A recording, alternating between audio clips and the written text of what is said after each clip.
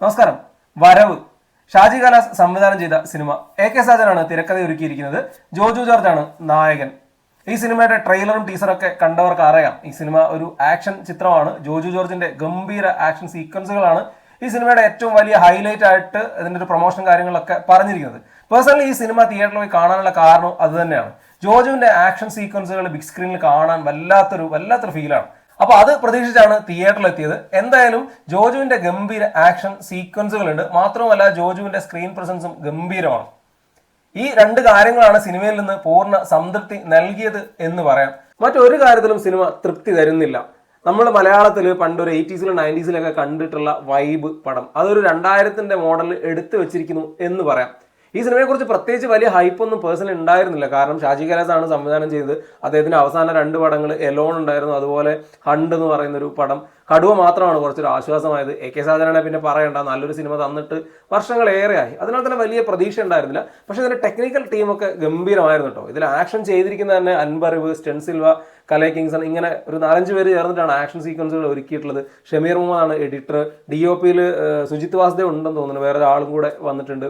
സാംസിയസ് ആണ് background score music ഒക്കെ ചെയ്തിരിക്കുന്നത്. അപ്പൊ അങ്ങനെ ടെക്നിക്കലി ഒക്കെ വലിയ ടീമുകൾ, വലിയ പേരുകളൊക്കെ ഇതിന്റെ പിറകിലുണ്ട്. പക്ഷെ സിനിമയിലേക്ക് വന്നാൽ അതൊന്നും കാര്യമായി വർക്കായിട്ടില്ല.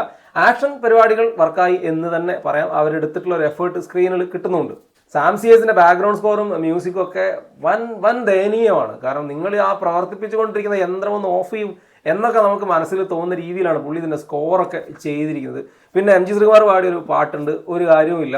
ഏതായാലും അതൊക്കെ വളരെ ദയനീയമാണ്. പിന്നെ ഈ സിനിമ ടെക്നിക്കൽ പരിപാടികൾ കൊണ്ടൊന്നും ലിഫ്റ്റ് ചെയ്യാൻ പറ്റുന്നില്ല. കാരണം അത്രയ്ക്കും ദയനീയമായ സ്ക്രിപ്റ്റിംഗ് ആണ്, അതുപോലെ കാസ്റ്റിംഗ്, അതുപോലെ പെർഫോമൻസ്. ജോജുവിനെ മാറ്റി നിർത്തിയാൽ ഈ സിനിമയിൽ സ്ക്രീനിൽ വന്നവരൊക്കെ അതിദയനീയമായിട്ടുള്ള പെർഫോമൻസ് ആണ്. അതിൽ തന്നെ എടുത്തു പറയേണ്ട, അല്ലെങ്കിൽ അസഹനീയം എന്നൊക്കെ തോന്നിയ 2 പേര് പേഴ്സണലി. അതിലൊന്ന് വാണി വിശ്വനാഥ്, പുള്ളിക്കാരി സെക്കൻഡ് ഹാഫിലാണ് വരുന്നത്. തമിഴ് കലർന്ന മലയാളം എന്നാണ് ഡബ് ചെയ്തിരിക്കുന്നത്. എൻ്റെ അമ്മോ, സഹിച്ചിരിക്കാൻ പറ്റില്ല. അതുപോലെ സുകന്യ, ഇവരൊക്കെ പഴയകാല നായികമാരൊക്കെയാണ്. സുകന്യൊക്കെ വളരെ ശോകം പെർഫോമൻസ് ആണ്. അതുപോലെ തന്നെ സുകന്യക്ക് ഭാഗ്യശ്രീയാണെന്ന് തോന്നുന്നു എനിക്ക് ഡബ് ചെയ്തിരിക്കുന്നത്. ആ ഡബ്ബിങ്ങേ ദയനീയമാണ്. പിന്നെ ഷാജി കൈലാസിന്റെ പഴയ പരിപാടികൾ, കാലിൻ്റെ ഇടയിൽ കൂടെ ക്യാമറ കൊണ്ടുവന്ന് തിരിക്കുന്നു, മറിക്കുന്നു, വെട്ടിക്കൂട്ടുന്നു, ഇങ്ങനത്തെ കുറേ പരിപാടികളൊക്കെ ഉണ്ട്. ഒരു കഥയില്ല.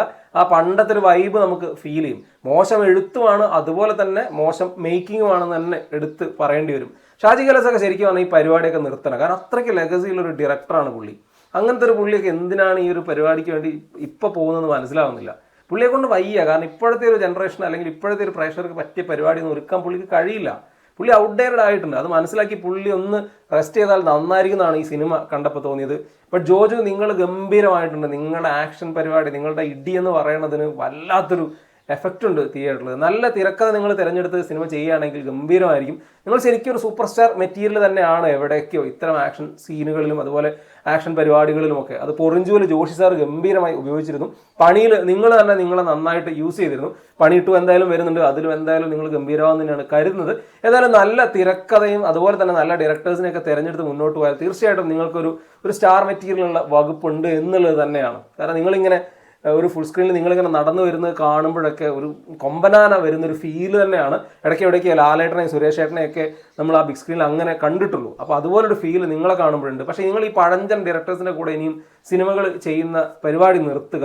ഏതായാലും വരവ് തികഞ്ഞ നിരാശ സമ്മാനിച്ചിട്ടുള്ള പടമാണ്. ഇതിലാകെ എടുത്തു പറയാൻ ഈ പറഞ്ഞ പോലെ ജോജുവിൻ്റെ കുറച്ച് പരിപാടികളും അതുപോലെ പിന്നെ ഹൈ റേഞ്ചിലാണ് ഷൂട്ട് ചെയ്തിരിക്കുന്നത്. മൂന്നാറാണെന്ന് തോന്നുന്നുണ്ട് പ്രധാന ലൊക്കേഷൻ.